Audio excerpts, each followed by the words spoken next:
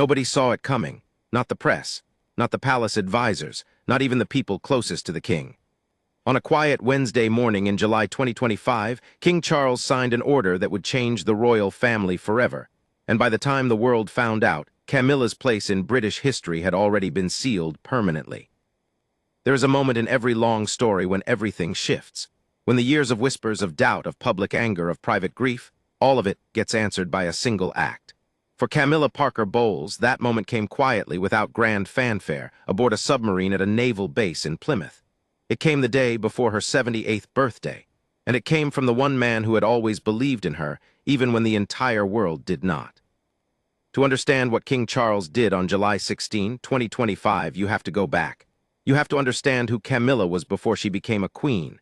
You have to understand what she represented to millions of people, not as a symbol of grace or tradition, but as a symbol of betrayal. Because for a very long time, that is exactly what people saw when they looked at her. They saw the woman who broke up a fairy tale. They saw the shadow behind Diana. They saw everything that went wrong with a marriage the whole world had been watching. Charles and Camilla met in 1970 at a polo match.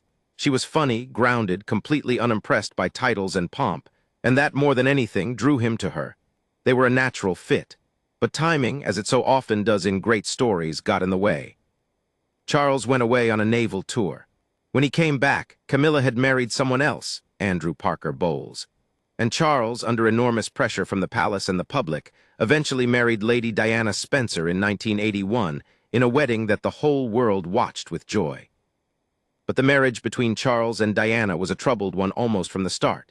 Behind the glittering ceremonies and the public smiles, two very different people were trying and failing to find common ground. Diana was young, emotional, searching for love and connection. Charles was formal, private, and deeply attached to a life and a world that Diana found suffocating. The distance between them grew, and somewhere in that distance, Charles and Camilla found their way back to each other. The world found out, the tapes were leaked, the conversations were published, the nation was horrified. Camilla became, almost overnight, the most hated woman in Britain. People blamed her for destroying the royal marriage. They blamed her for Diana's unhappiness. When Diana died in that tunnel in Paris in 1997, the grief of a nation turned into anger, and some of that anger landed squarely on Camilla's shoulders, even though the marriage had long been broken before Diana ever stepped into that car. And yet Charles never walked away from her. He loved her. That much was always clear, even to the people who hated it. He waited. He stayed. He watched her endure the protests outside her home, the vicious headlines, the public humiliation. He watched her take it all with a kind of quiet dignity that, over the years, slowly, very slowly, began to change how people saw her. In 2005, they married. The ceremony was small, private, deliberate. There was no pageantry designed to impress the public. It was just two people who had been through an enormous amount finally making it official. The public reaction was muted rather than celebratory, but it was no longer hostile in the way it once had been. Time had moved things, even if only a little. Then in September 2022, Queen Elizabeth II died. Charles became king. And with that transition came another question, one that the palace had been quietly preparing for, but one that still managed to surprise a great many people. What would Camilla be called? Queen Consort was the initial answer. It was careful, respectful of tradition, and it gave people time to adjust. But Charles had bigger plans. Months later, ahead of the coronation in May 2023, he issued a royal warrant, an official royal order that changed her title permanently. She would no longer be called Queen Consort. She would be Queen Camilla.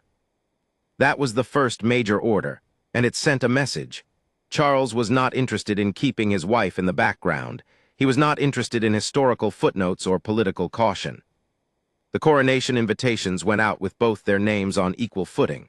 The coronation of their Majesties King Charles III and Queen Camilla. For the first time in 8 decades, Britain had a queen who was not born into the role but had married into it, and who had arrived at this place after one of the most painful and public journeys imaginable. The coronation itself was held at Westminster Abbey on May 6, 2023. Camilla was crowned alongside Charles. She wore a dress of ivory satin, reworked from a gown that had belonged to the late Queen Mary, and she sat beside the king with a composure that left very little room for doubt about where she stood. The woman who had once hidden from photographers and avoided public appearances now sat at the center of the most watched ceremony in Britain in decades. It was, by any measure, a remarkable transformation. But Charles was not finished. The coronation was a beginning, not an end.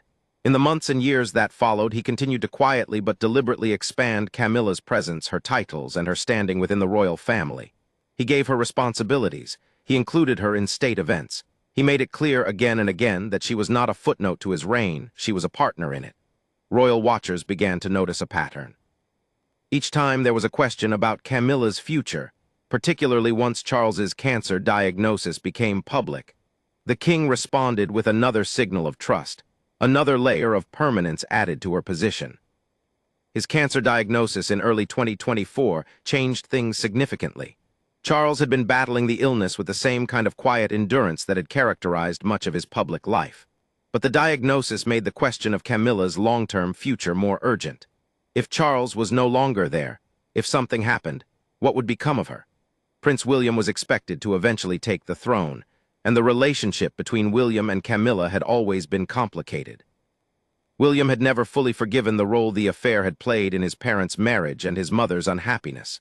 There were reports, circulating constantly in the British press, that William intended to overhaul the monarchy when his time came, to slim it down, modernize it, and reshape it in his own image. What that meant for Camilla was a question no one was asking out loud, but everyone was thinking. Charles knew this, and so, with the quiet deliberateness that had always been his style, he kept acting, he kept signing, he kept elevating. Because in the world of the British monarchy, a title is not just a title. It is armor. It is record. It is something that survives the person who gives it and protects the person who receives it. The more titles Camilla held, the more secure her position would be, not just while Charles was alive, but after. Which brings us to July 16, 2025, the day before Camilla turned 78, a day that began from the outside, like any ordinary day of royal engagements and charitable visits. But it ended with something that had never happened in the 500-year history of a particular title. Something that would place Camilla's name in the record books of British history in a way that had nothing to do with scandal or controversy or the long shadow of Diana. Something that was entirely, permanently, undeniably her own. On that morning, Camilla traveled to HM Naval Base Devonport in Plymouth. The base sits on the southwestern edge of England, right on the water, a sprawling complex of gray buildings and docked vessels that has been at the heart of the Royal Navy for centuries. It was not a glamorous setting. There was no grand ballroom, no glittering chandelier, no carefully assembled crowd of diplomats and dignitaries. There was a submarine, a very specific submarine, the HMS Astute, and it was there that the ceremony took place. The title that Camilla was about to receive was one of the oldest in British naval history, Vice Admiral of the United Kingdom. The position had been created by Henry VIII in 1513, more than 500 years ago, and in all that time, in every appointment that had ever been made to that role, every single holder had been a man. Retired admirals, senior naval officers, decorated veterans of British sea power going back centuries. Not one of them had ever been a woman, not one of them had ever been a royal consort, until now. The nomination for the title could only come from one person, the First Sea Lord. In 2025, that position was held by Sir Gwyn Jenkins. He made the nomination, and the appointment could only be made by one other person, the sovereign, the king. Charles signed it, and with that signature, everything changed. When the news broke, many people outside Britain had to look it up. Vice Admiral of the United Kingdom. The name sounded impressive, but what did it actually mean? What did it actually do?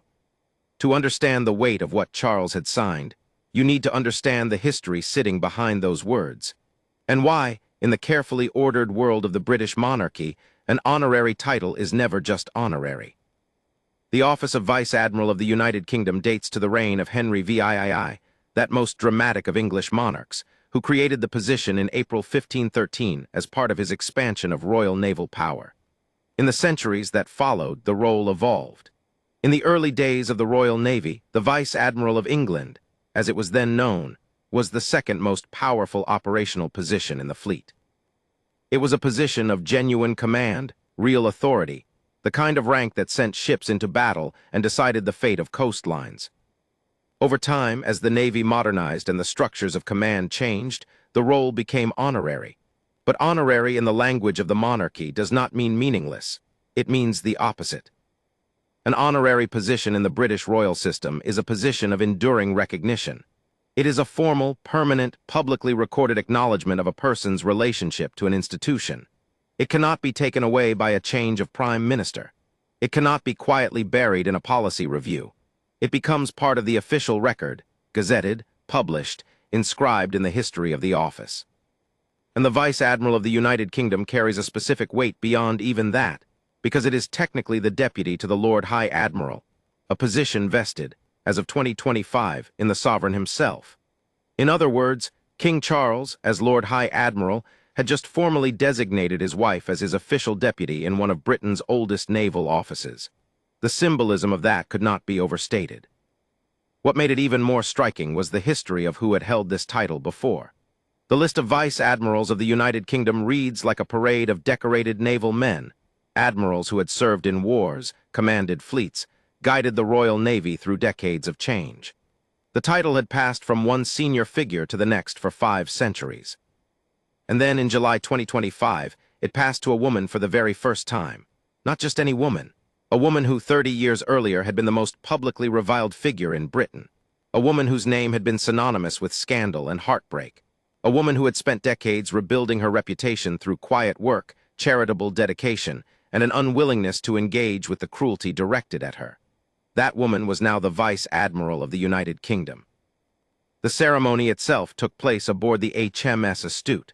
The submarine was named after one of the Royal Navy's Astute-class vessels, nuclear-powered attack submarines that represent the cutting edge of British naval technology. The choice of location was deliberate and meaningful. The ceremony was not held in a palace ballroom or a formal stateroom.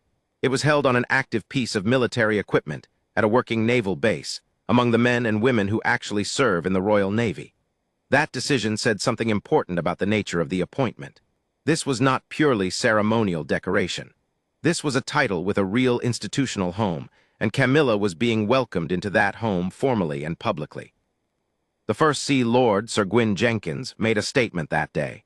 He said that Camilla's new role would further enhance her relationship with the service. It was a careful, official statement, the kind that speaks in understatement, as the British military tends to do, but the meaning underneath it was clear. The Royal Navy was welcoming a new figure into its formal hierarchy, and that figure was the Queen. Charles was not physically present at the ceremony. He was across the city, at St. James's Palace in London, hosting a reception for youth advocates working on environmental causes, a reception that included actor Idris Elba among its attendees. The palace noted this with the kind of comfortable matter-of-factness that suggests working separately is entirely normal in their marriage. Camilla herself had spoken about this openly just a few months earlier. In April 2025, she had told reporters with characteristic warmth that she and Charles were always going in different directions, like ships that pass in the night. They would whiz past each other, she said. And yet the secret to their 20-year marriage, she explained, was communication and friendship, always making time for a catch-up, always laughing at the same things. That kind of love, she seemed to be saying, does not need to be performed in the same room to be real. What is worth pausing on is the timing of all of this. Camilla received 2 significant honors in the space of just 24 hours around her 78th birthday. The day before the Vice Admiral ceremony, she had been made an honorary freeman and liveryman of the Worshipful Company of Stationers and Newspaper Makers, one of the ancient livery companies of the City of London, in recognition of her work promoting literacy. It was another layer, another recognition, another entry in the permanent record. 2 honors in 2 days. The accumulation was not accidental. And this pattern of accumulation had been building for some time. When Charles first became king in September 2022, Camilla was named Queen Consort, the traditional title for the wife of a reigning monarch. But Charles went further. He issued a royal warrant, an official document bearing the royal seal, formally changing her title to Queen Camilla before the coronation. That warrant carried legal and ceremonial weight. It was not a suggestion or a preference. It was a signed, sealed royal order. Then came the coronation itself, at which Camilla was crowned. Then came her role as one of only 2 grantors of royal warrants of appointment, a position she holds alongside Charles, and which William and Catherine joined in 2026.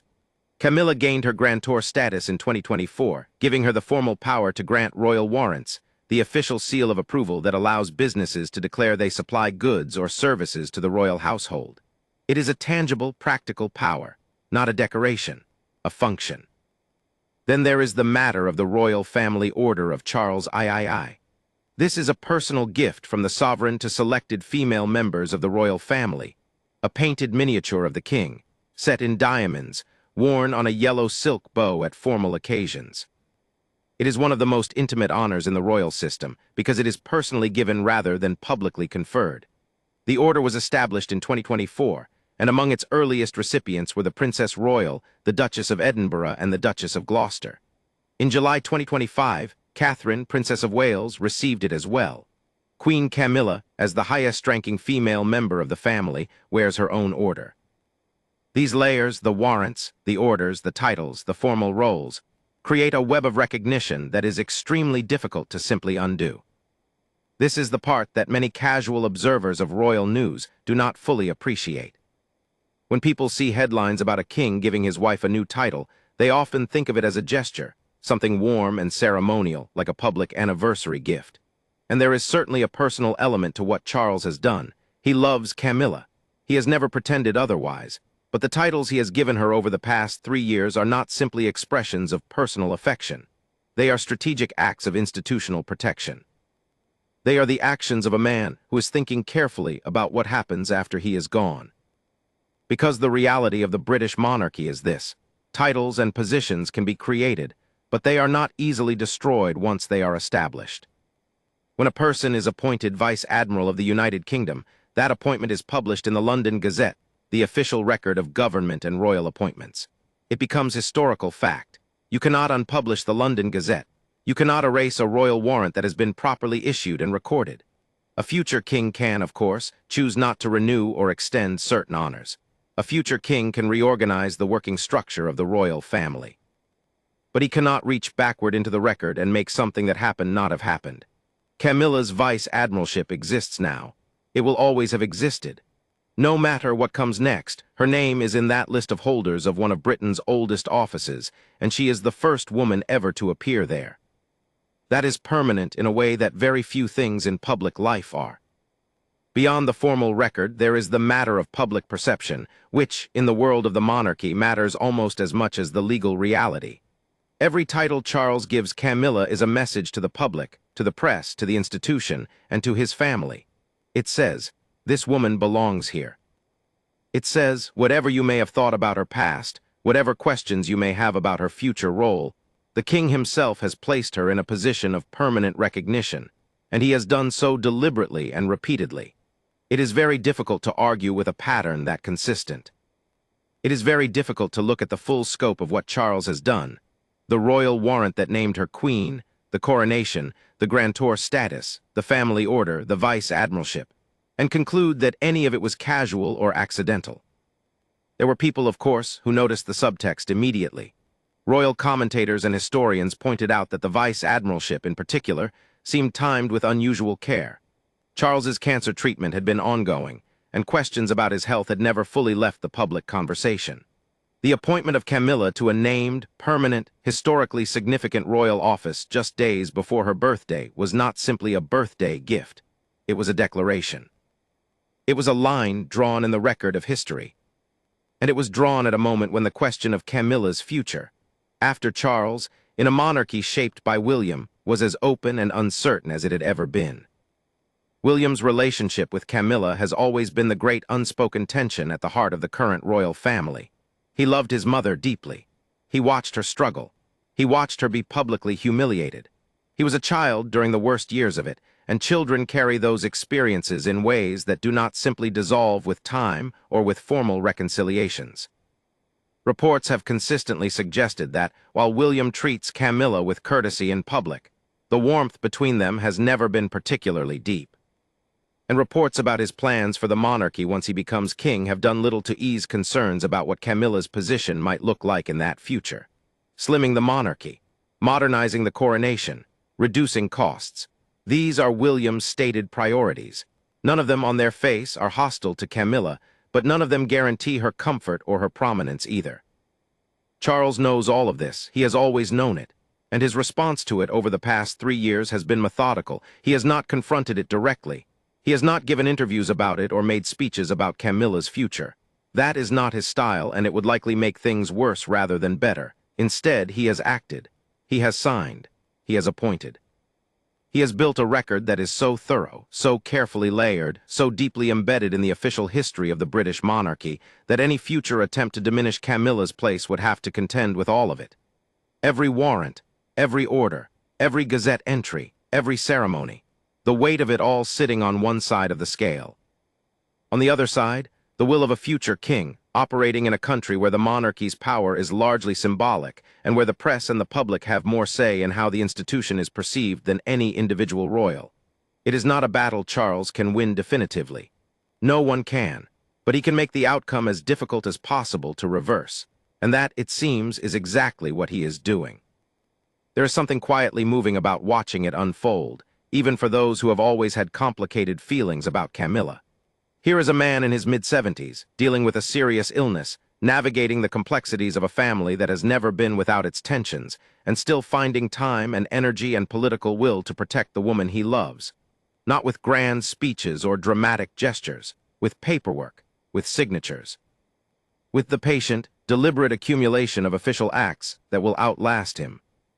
That is not a love story told in roses and candlelight. It is a love story told in royal warrants and naval ceremonies and gazette entries. But in its own way, in the particular language of this particular world, it is one of the most thorough love stories the British monarchy has ever produced.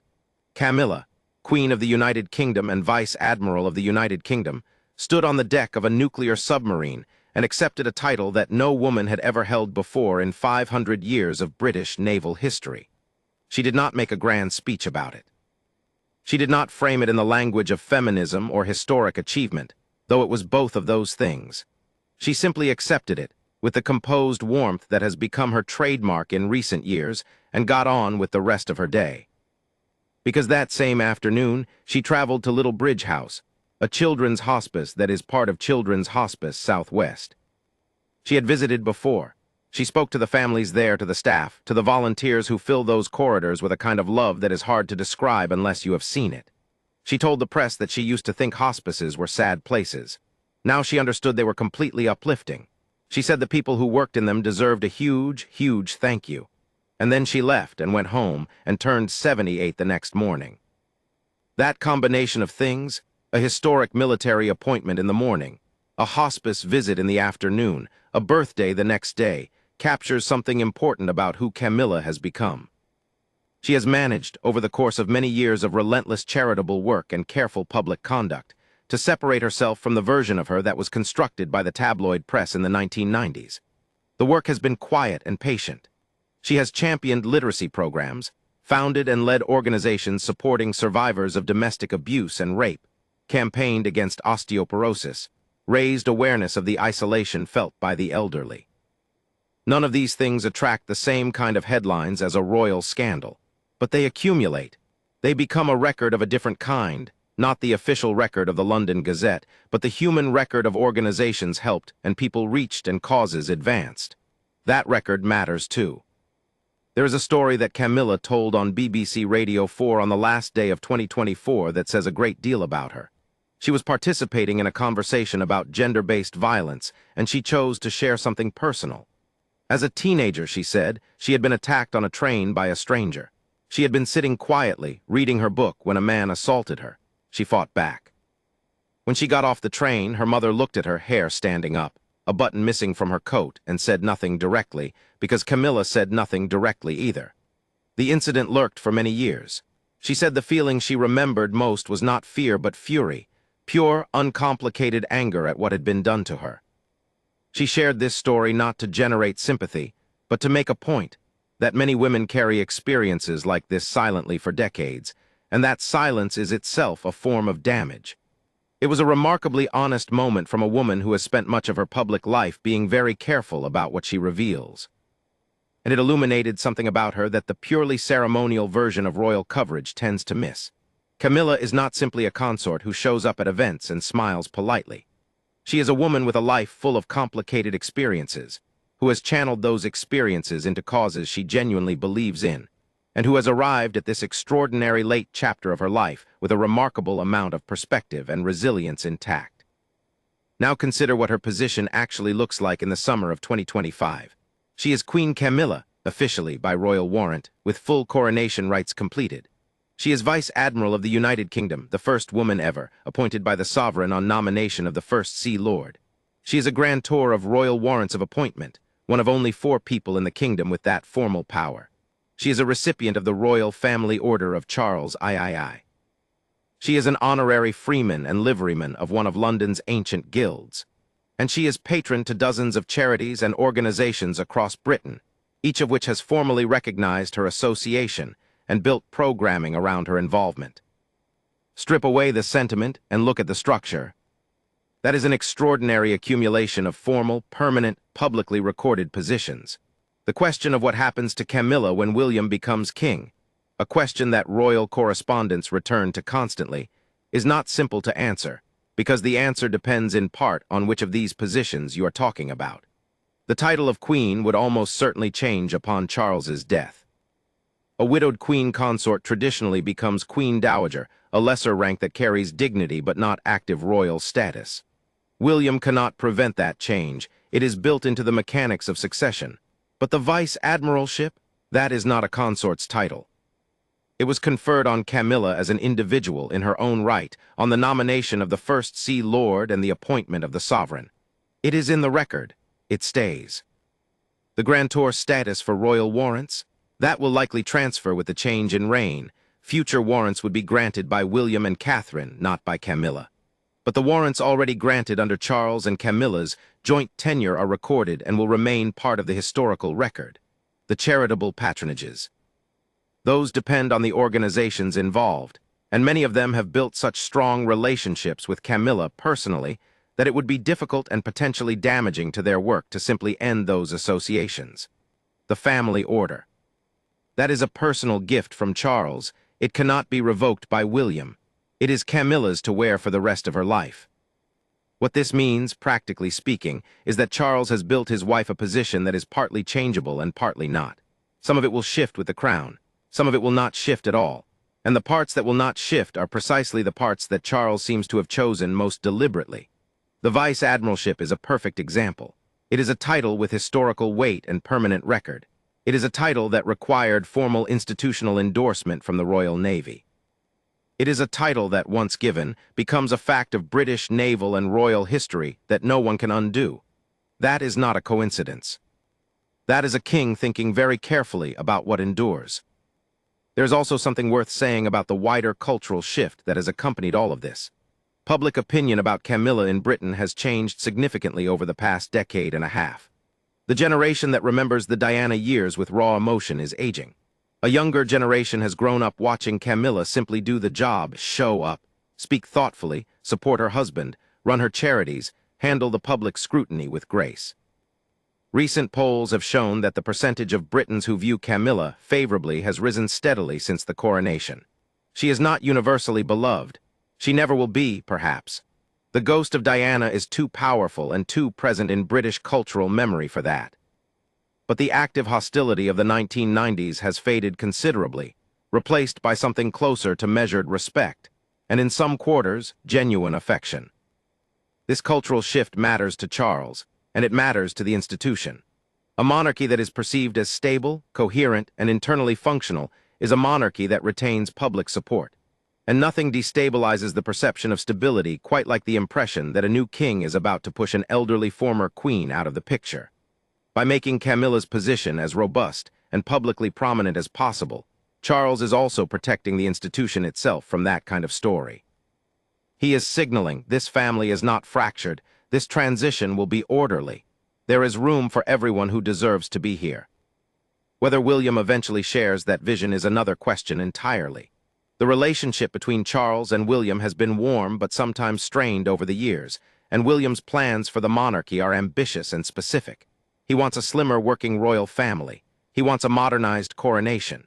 He wants the institution to reflect the Britain of today rather than the Britain of a century ago.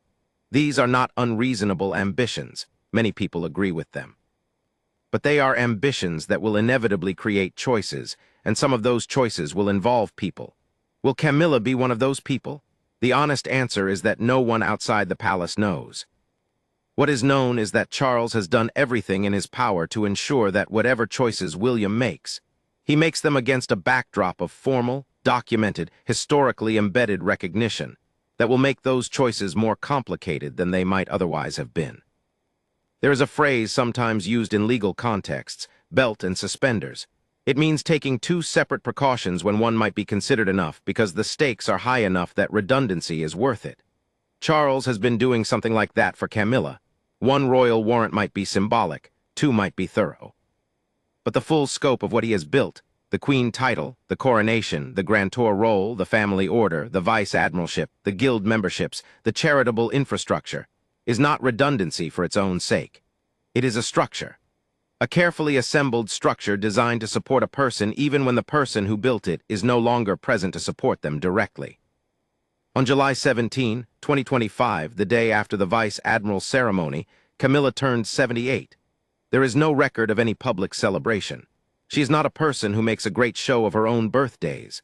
But somewhere, presumably, she and Charles found time for what she described earlier in the year as their secret to a long marriage, a bit of a catch-up. Two people who have been through more together than most couples ever face, pausing in the middle of an extraordinary life to simply be with each other, laughing at the same things, getting on with life. What does it mean in the end that King Charles signed this order? It means that a woman who was once called the most hated woman in Britain now holds a 500-year-old naval title that no woman has ever held before. It means that a king who has spent his entire life constrained by protocol and tradition found a way, within that system, to express something that protocol and tradition usually make very difficult to express. It means that a story which seemed, for a long time, to be defined by its darkest chapter, has arrived at a chapter that looks nothing like that darkness at all.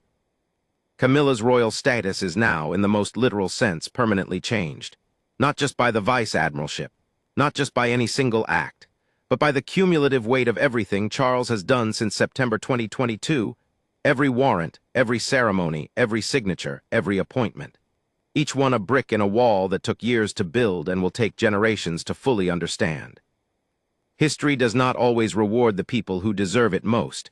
It does not always correct its earlier errors with the tidiness we might wish for. But sometimes, not often, but sometimes, the record catches up. Sometimes the official version and the human truth end up in the same place. And when that happens, when the signed document and the actual story finally match, there is something undeniably right about it. King Charles signed the order. Camilla stepped onto a submarine. 500 years of history opened a door it had never opened before. And a woman who had been defined for decades by one of the most painful stories in modern royal history walked through it with quiet composure, with characteristic warmth, and with the full formal weight of the British crown behind her. Whatever comes next, whatever William decides, whatever the monarchy looks like in 10 or 20 years, whatever the historians eventually conclude about this era, that moment will remain. The record is there. It cannot be undone. And that, more than any title or any ceremony, may be the most powerful thing Charles has ever done for the woman he has loved for more than half his life.